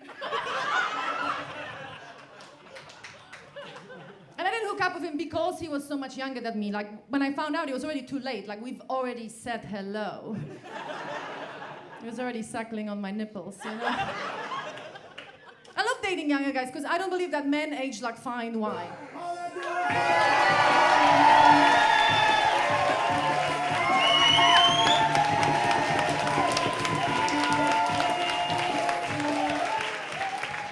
They age more like avocados. Thank you, I'm glad you finished the joke because I wanted to know what it was. Kat, weirdly enough, someone messaged me today telling me to book you for gigs, so I'm gonna. That was fucking great. Big man, that was fucking awesome. Thank you. The first joke was absolutely killer. It must be a pain in the ass to have to wear those leggings to every gig, though. I only started this joke this week. I just said it, and then I was like, this kills, sadly, unfortunately. I really like these pants. I mean, just keep washing them or you're going to get a bad yeast infection. Kat, that was fucking awesome. I don't know what to say. You were so good. No disrespect to anyone, but I think come to be the best of the night so far. Really enjoyed it. Tom, what you saying? Yeah, easily, man. You came here to steal our jobs. Like, you're doing well. Yeah, man, you're doing a good job, man. Killing it. How long have you been doing comedy? 4 years. 4 years, nice. And like, were you doing them all over the shop, or have you been based in London? Or? I'm actually based in Berlin. Oh, nice. Oh, okay, makes sense. Yeah, Well, I we just haven't came had for a any- week to do some shows, yeah. Oh, amazing. Well, you absolutely crushed it. Well done, man. It's fucking great, Cat. I feel like I've sat here. You know that heart eye emoji? You know, and you're just like... It was fucking brilliant. Who's your favourite comic? I don't think I have one. Like, it's Do you not watch like American comedy more than... Yeah, I like Nikki Glaser, for Yeah, I example. think, yeah. You have a real American, like, in a good way, like that speed of how they're, of the jokes. There's no fat on your jokes at all. It's just bang, bang, bang, and you can tell, and some of the inflections are American, but it's great, in a great way. It means you're watching the right stuff, and it's fucking killer. Yeah, really well done. It was just glorious. Well done. Thank you very much. Cat there! Your third winner of the night.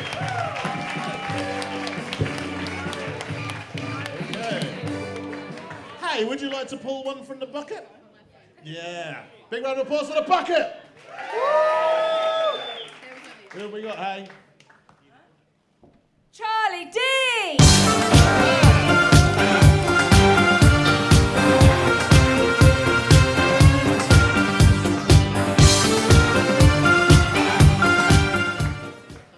I don't know what the fuck happened there with them stairs, but it's like I launched off them and then there's a drop. Usually you go up the stairs, not up and down. But I have an essential tremor. I don't know why it's essential, because I don't want it.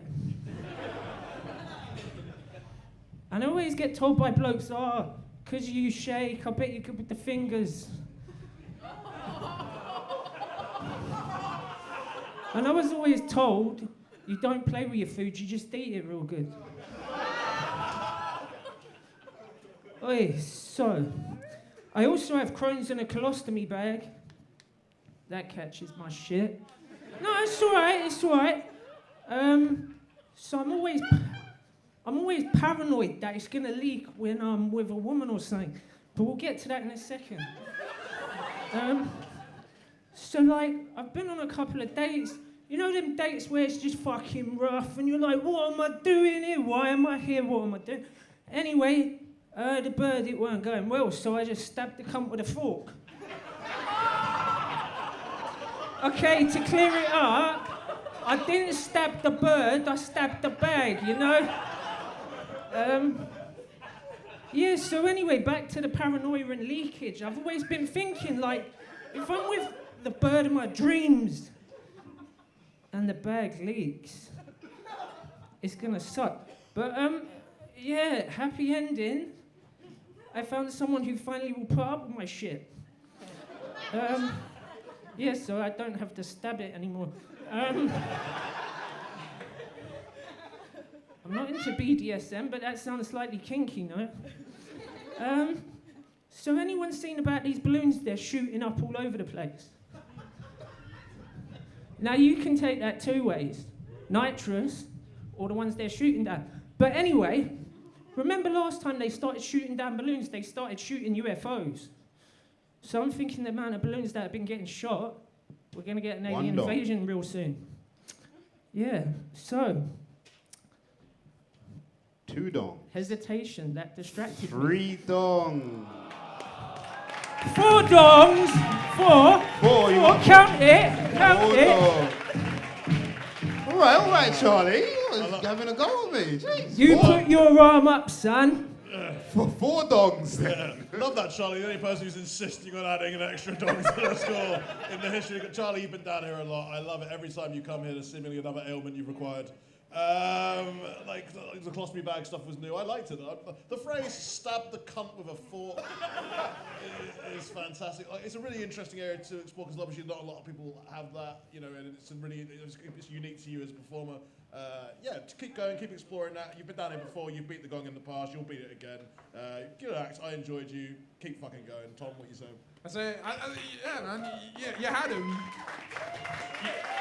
Thank you. Yeah. All right. You gave him 4 dongs. Calm down. Okay. Yeah, you had him, and then you went on a conspiracy rant, and then you lost him. But until that point, man, you were crushing it. You're doing well, man. You were plowing on. So just drop the conspiracy shit, and you'll get there. It's all good. I blame Roman entirely for that because I think he gave you the dong at the punchline, didn't he? He spoke over Yeah, the punchline. someone else put one up as well at the wrong time. Fucking cunt. So that's you. Let's like. How fucking dare you? you. fucking dare you. So I think we do what comics do best, which is blame everyone else. And I think today... Yeah, I'm not shit we're doing gonna new do that. material, no. Today we're going to blame Roman Harris. You can find him on Instagram. Blaming the black man. Hey, thanks for saying that, Mark. I didn't want to say it, but you know. Got him. But you're great, Charlie. Crack on. All good. Charlie Day! Oh, sorry.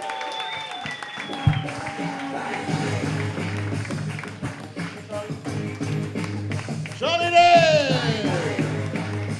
Alright, we're going back to the list. We've got 2 more acts left on the list, and then we'll have some random bucket pulls as well. Please welcome your next act, Suki Singh!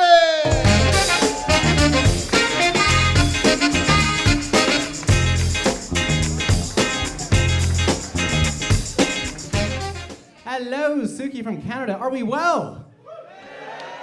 Fantastic. A friend asked me to MC his wedding, right? He asked me to do it for free. Yeah, he did. I'm sorry. Oh no. And he met with me. Shush it, honey. She said a joke has to happen in the first 30 seconds, and you are ruining it.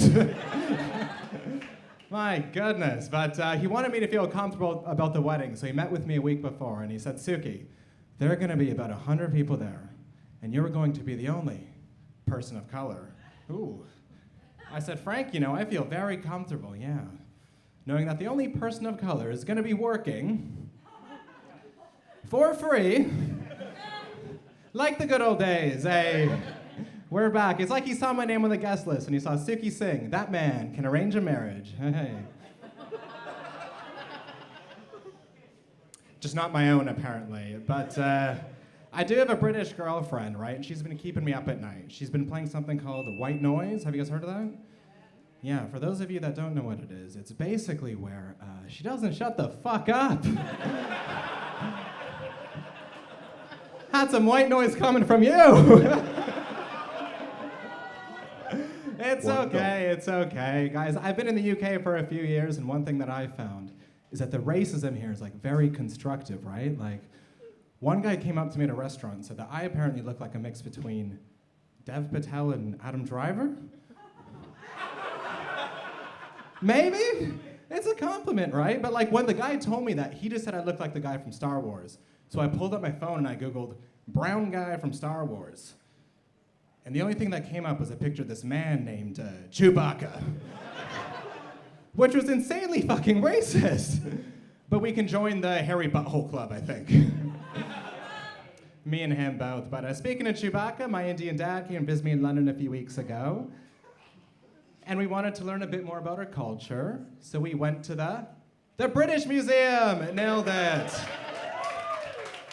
Good job, everybody.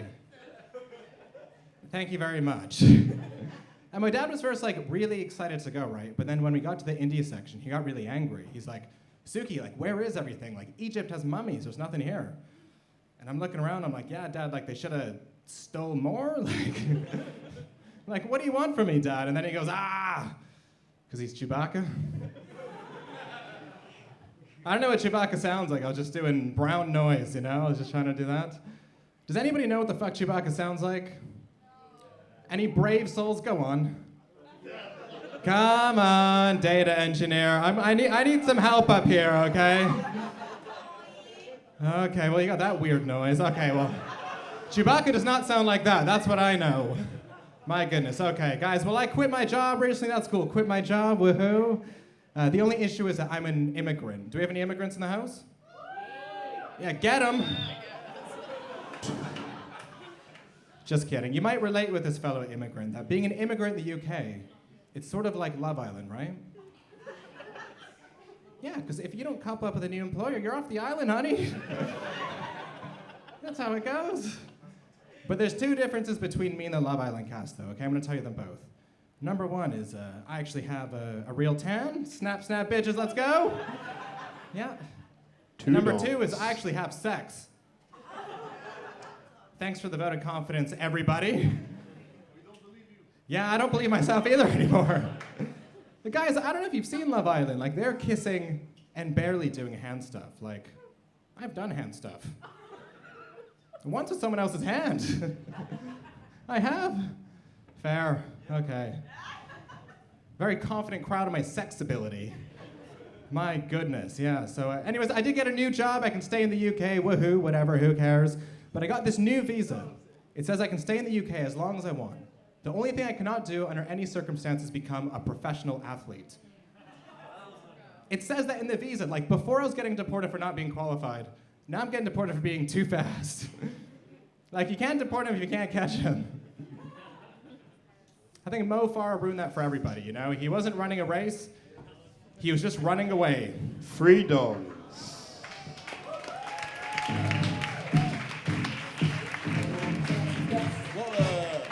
What was the time on that, Roman? That was 4 minutes and 38 seconds. You arseholes. We're going to listen to it in 4 minutes and 38 seconds, but another 22 seconds of this, and we're going to fucking kick off. Suki, how long have you been doing comedy, man? Close to a year. Close to a year. So no time. Did you do it in Canada before you came here? Nah, just here. Are you based over here now? Yeah.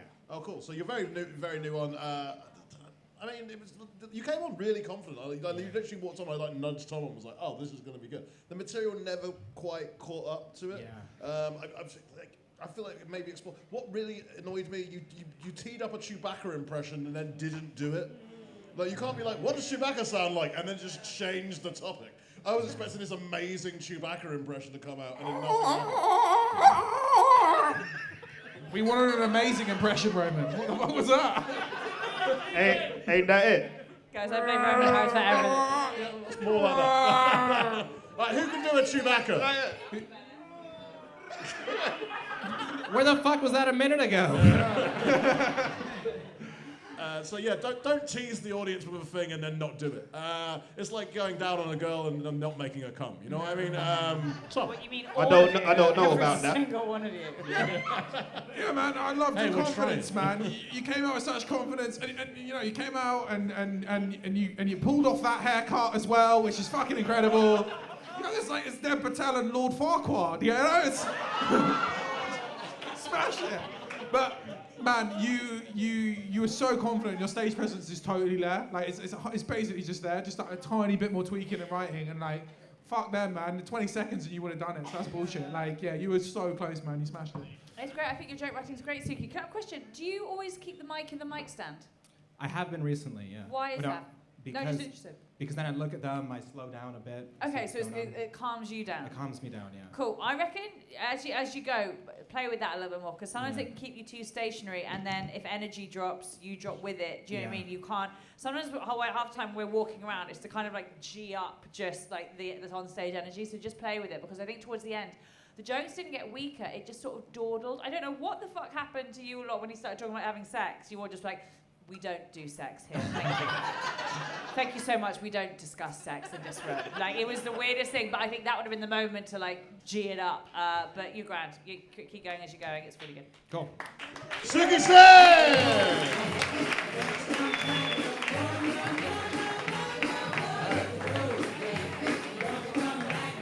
We're going to run through a few bucket balls now. Please welcome Helen Kay!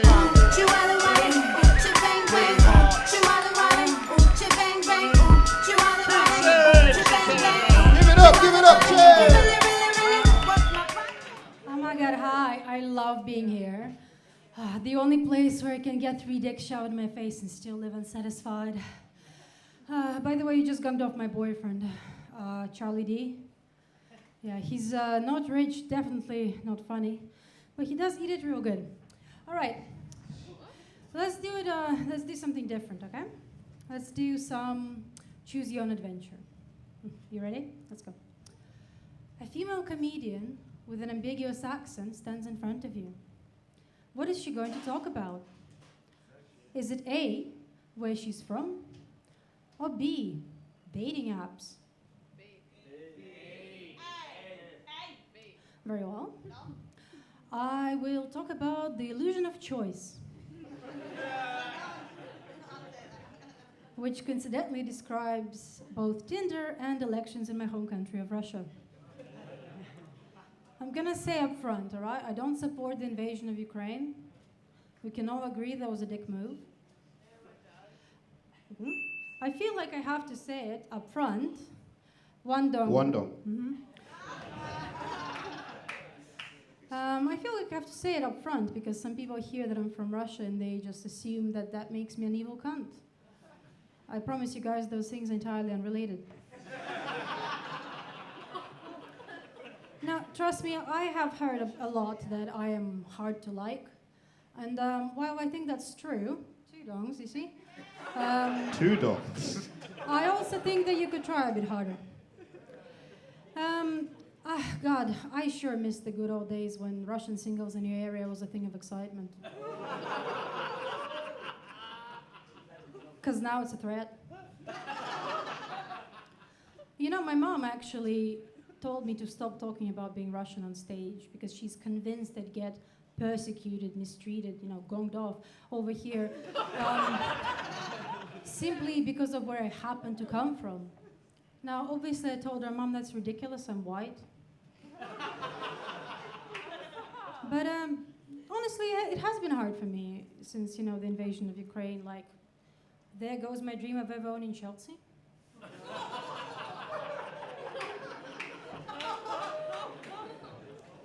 And I do feel a lot of shame and guilt being a citizen of a country known exclusively for binge drinking and invasions. And that's just my British citizenship. Yeah, it's. I was actually born in the USSR, you know, 2 months before the rebranding. So, for those of you good at both history and math, you can figure out that that makes me 31 years old. 31, guys, that's a rough age to turn, because you lose both your youth and your rail card. You know what I did for my 31st birthday? I did this gig, because I figured they can't gong me off on my birthday, and I was right, it was amazing. But I sent my mom the recording of it, right? And she said, wow, I labored for 36 hours, and now you vote. Mumbly comedian. I get it, Mom, we both suck at delivery.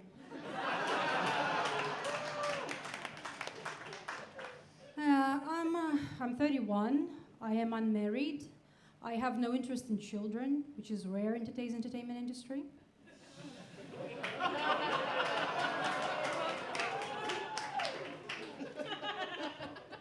And when I tell people that, occasionally they go, well, I wouldn't want to die alone. And to that I say, how many people are you planning to take down with you, you sick fuck? Honestly, motherhood isn't for me, because I watched my mother do it and I wasn't impressed. I do appreciate that being a single parent is a tough gig, because there's just no mystery who fucked up the child, right? It actually becomes a pretty simple game of Cluedo. Pretty sure it's my mother in the dining room with the body shaming. But yeah, I actually have Jewish heritage.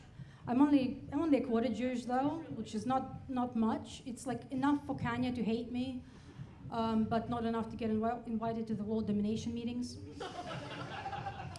But not only do I have Jewish heritage, I also have attention deficit disorder, so that's 2 reasons why I would end up in a concentration camp. Some of you might know that medication for ADHD is basically speed. It's funny because my psychiatrist told me that it was supposed to help with my depression as well, but so far I'm still sad, but faster!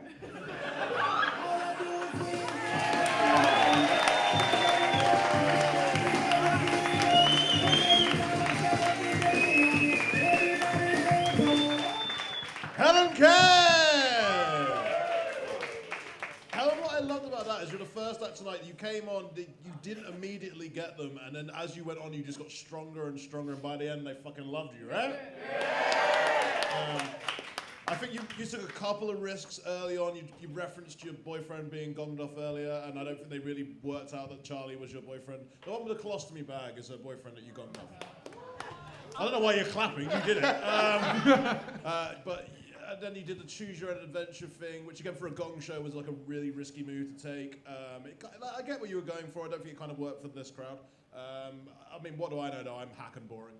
But yeah, Tom, what did you think? Yeah, I'd choose the adventure where you never do that bit again. But if you opened with the Russian stuff, that absolutely killed, and you had them and absolutely like crushed with that. Like that was honestly, I've never seen a turnaround in a 5-minute set like that, man. But open with that, because you would have everyone in that room in a millisecond, and you would just destroy all the way through. The rebranding of the Soviet Union was my favourite joke of the night. So good. That was great. Real quick, I don't think you heard the first two jokes, did you? No, I think I was slushy. I think, and it's not you. I thought that on a couple of comics. I think the way your timbre of your voice sits, that microphone isn't very good to you. It was really echoey, and you missed it, didn't you? Yeah, because I did. So don't worry about the first two. But Tom is right that the Russian ones that you're opening. I mean, I know why you're not, because you're not hacky and annoying, and you don't come up and be like, I'm Russian, I'm evil. But like, it's a safe bet for a 5-minute dong show. Do you know what I mean? Like, you're smarter than that, but for a safe bet. The reason why I do the Choose Your Own Adventure is where I'm from with dating apps. It's because that's what people do a lot. Yeah. That's their set. Totally, and exactly, especially getting up and tapping into the fact that as a female comic, you're going to do apps or be Russian and talk about Russia, but it's a 5-minute. It's like fucking speed dating. Do you know what I mean? You turn up with your best tits, you know. But you're fucking great, Helen. I echo what Mark said. Like, you knew you had 2 dongs, and you could have started pandering and trying to make them like you, and you're like, fuck it. Like, I'm gonna go Russian. And it was, you've got a fucking set of bollocks on you, and I like you very much, Helen. You're great. Well done. Helen Kay. Another winner for the next.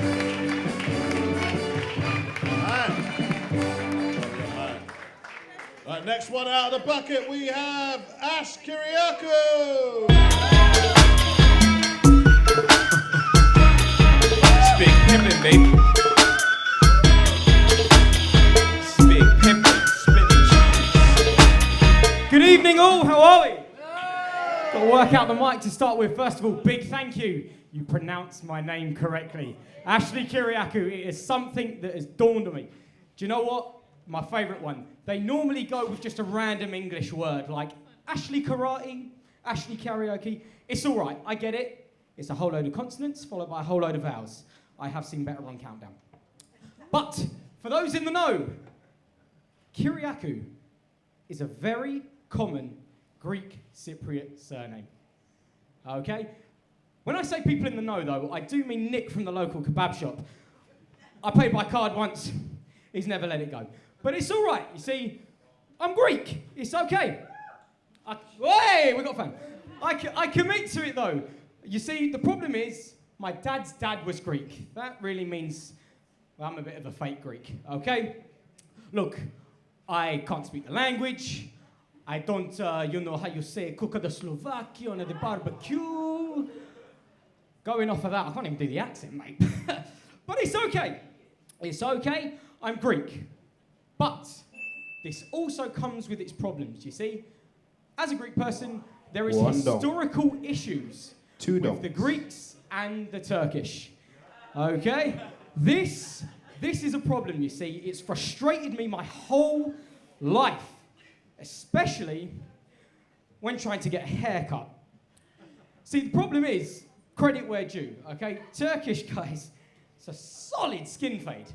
All right, but the problem is you're in the chair, it starts off well.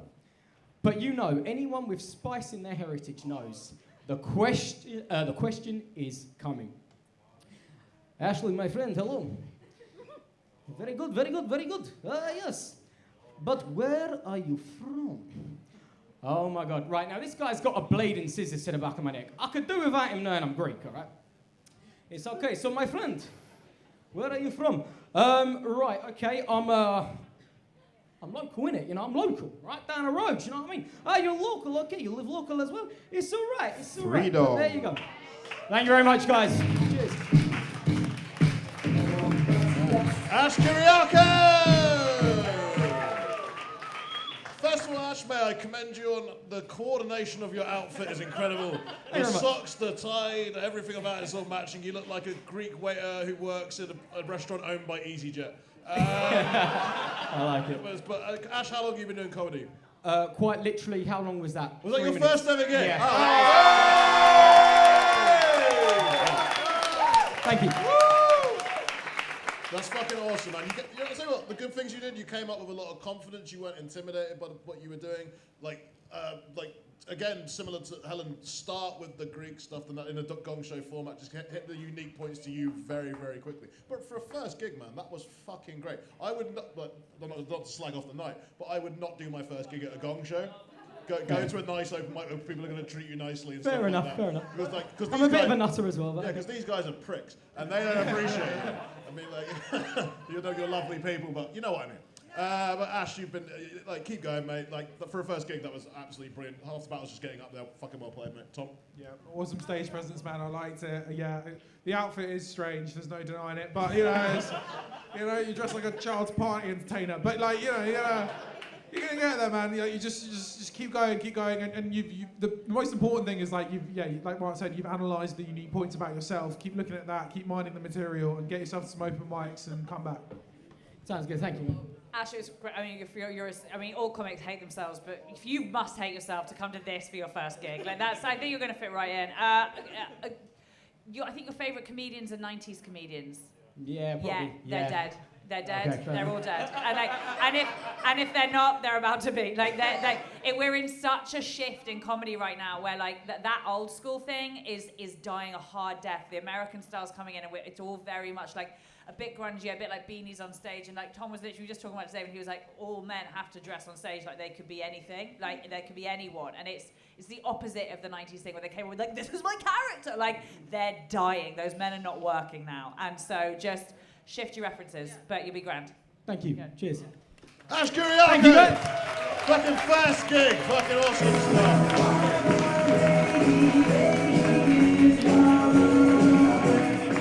Right, I think what we're going to do is one more from the bucket and then the last one from the list. One more from the bucket, what do you think? Okay, we have got, this is David Foggia! Well.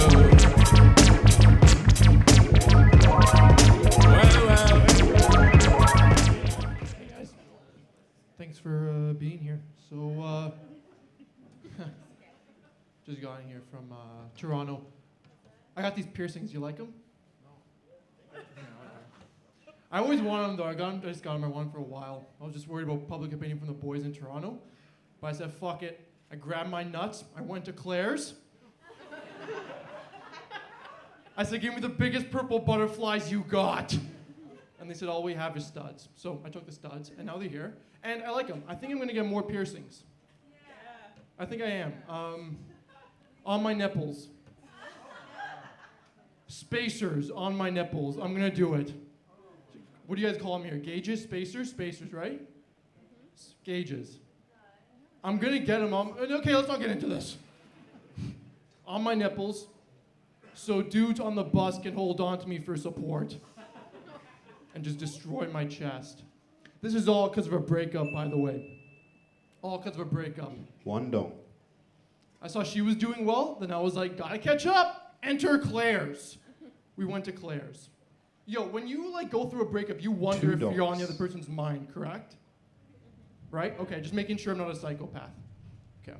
This girl sent me a text recently that was just vicious. She was like, "I'm fucking this new guy, and he's got a bigger dick than you," she said. I was like, okay, fine, whatever, fine. But then she kept going. She was like, "He makes me come." 3 dongs. I was like, thank you. Dave, is it Foggia or Foggia? Foggia. Get David Foggia! Right. David, you've been here before. You came out less aggressive this time. Last time you came out quite aggressive. You came out maybe a little bit too demure tonight. I think you were almost too laid back from the start. It took you a really long time to get to the first punchline. You were doing the stuff about piercings, and you had a little bit of conversation about it, but you didn't quite get there quick enough. You really need to trim the fat in your jokes and get there a lot faster. Yeah. Thanks, Roman. Cheers. Good input, man. Tom, what do you think?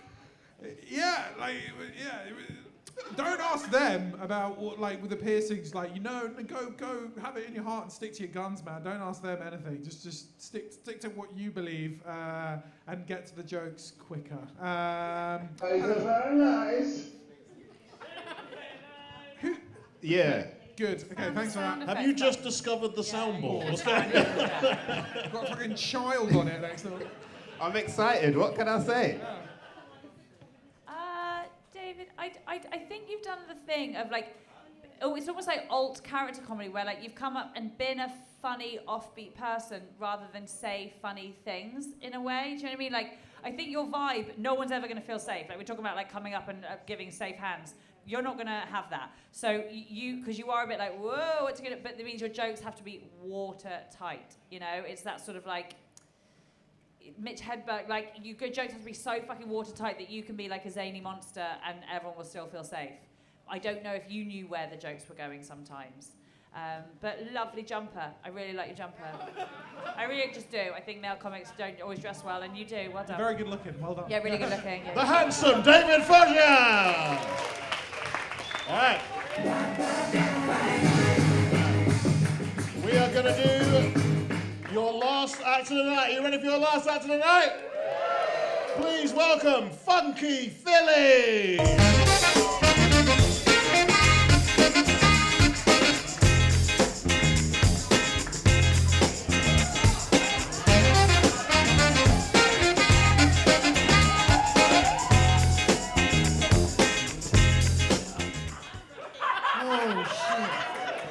How's everyone doing today? Oh, my mic. Is the mic on? I thought it was mic. How's everyone doing today? Everyone all right?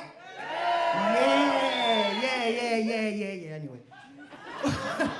Guys, I want to talk about some shit, man. I want to talk about some shit. Do you know what I want to talk about? How shit has changed nowadays. Shit has changed, especially when it comes down to watching porn. Yeah? Do you know how hard it was back in the day trying to access porn? Do you remember that, guys? Do you remember that? Do you remember that? I was that one guy, yeah? I was that one guy that would go to a news agent. Kid you not, I was about 10 years old. I'll look up at the top shelf, and I'll be looking at it like this.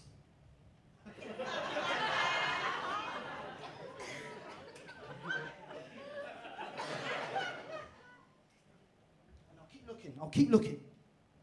Until the man goes, "Hey, you, what are you doing here? Get out! Why are you doing it? Get out!" I was like, fucking hell, I was only trying to have a little bit, watch a bit of porn. You know? You know what? One time, yeah, kid you not, about 10 years old, I was going through an alleyway. I was walking through the alleyway, minding my own business. La la la la la, la la la la la. 10 years old, 10. I found a porno magazine. Yeah? Walking through the alleyway, and I accidentally stumbled across one. So as I've picked it up now, I've looked. So as I'm looking at it, I've looked left, I've looked right. I thought, we're in. We're in. So as I'm looking through the porno magazine, I'm like, cool. This one looks a bit like Susan Boyle, but I think I'll give it a go. So I thought, you know what I've done? I've picked it up, put it in my pocket. I'm like, okay. I'm gonna go home and I'm gonna have a professional wank. Yeah? Remember them ones when you're on your way? When I was on my way, when I was on my way, trying to get home, I was tightening it, got it really tight. Because obviously, you got something you shouldn't have, so I'm just like. But you're thinking about it, 10 years old with porno magazine. But anyway, so I've got home, I've checked. I thought, no one's in. I've run up the stairs, taken off my shoes. I've taken it off because I wanted to go all out. I've taken my top off, but I'm not going to do that now because I'm still fat. But anyway, so anyway, I've got on all fours. As I've got on all fours, I've laid the Susan Boyle page out first. And anyway, as I'm chucking it back and forward, by the way, guys, it's not true what they say about black guys because I don't really wank like that. I wank like that. Tiny. So anyway, as I'm going for it, now, I'm going for it, chucking back and forward. I'm like, cool, if I squint hard enough, that might look like Sue. If I squint hard enough, that might look like Pamela Anderson. So anyway, chucked it out. So I'm still backing, and all I heard is, BANG! I've looked back. It's my mum. And she's like, hey, Philly, what are you doing? You think? What are you doing? You want to do jiggy jiggy? Yeah, you want to do jiggy jiggy? I'm like, mum. I was like, mum. She went, wait there. I'm going to get holy water. Fucking holy water? Holy water, we're having a fucking laugh. So anyway, I thought to myself, when she done that, when she went downstairs to go get holy water, I said, only because she don't fucking flick her bean. Oh gosh, no, it's crazy. Anyone ever played a game called Kiss Chase? Yes or no? Yes. Okay. Right. I was a really ugly kid, yeah? I was ugly. I mean, like, proper ugly. I'm not talking Shrek. I'm not talking Freddy Krueger. I'm talking E.T. Like, you know that,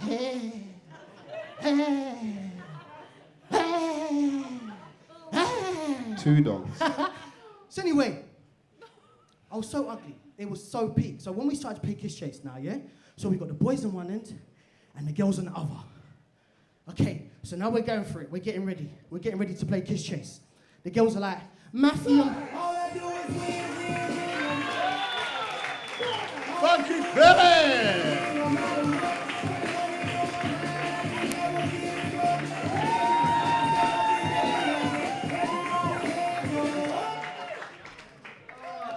Well, that's a lot of energy. Funky Philly! Okay, I would say comfortably the most confidence we've seen on any act tonight by a long way. Have you been doing comedy long? 6 months, very new. Like, do you have like an acting or performing background at all? Not really, you know. Just shit. My life was just so bad. I just ended up in this place. What I loved about you, loads of energy, like real good presence. You're very, very confident. You're very likable. He's a likable guy. I would say the material's not quite there yet. You had to overperform everything because the punchlines aren't quite there yet, and it needs a lot of factoring. But as a performer, you're fucking great. Like you can dance. I would say when you're miming something, look at the audience. It was weird that you turned your back to the audience to do the newsagent mime. But there's so much good about you, and you're only going to get better. And if you're only 6 months in, that's an insane level of confidence. Funky Philly, guys. That's what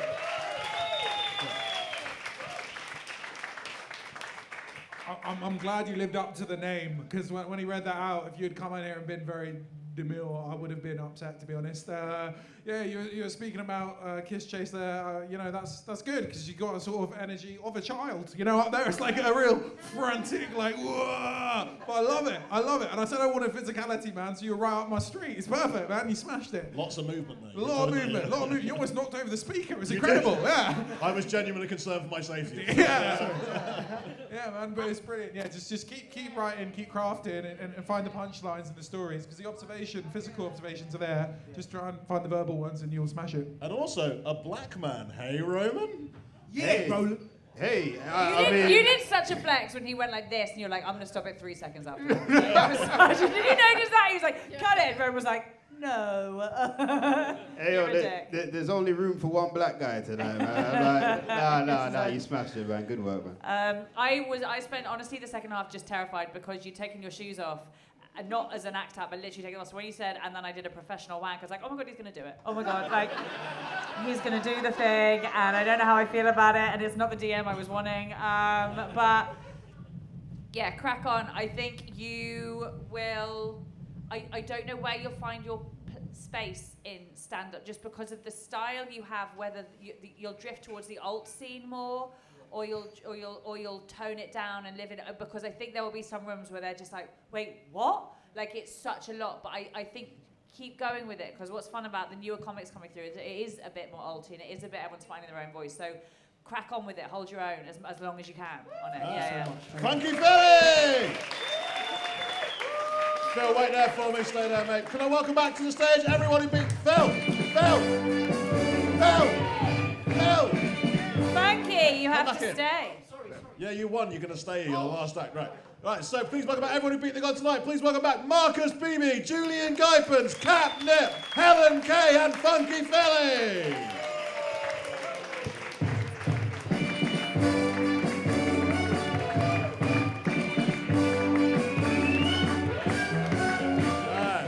Big round of applause. First of all, they all did absolutely brilliant to beat the god. Big round of applause for all your action shot. And to all the losers as well. They also deserve your sympathy. Good. We as the judges has conferred, and we are going to pick a winner who's going to get a spot at the club. Everyone did great, but we as the judges have gone with Catnip as the winner tonight.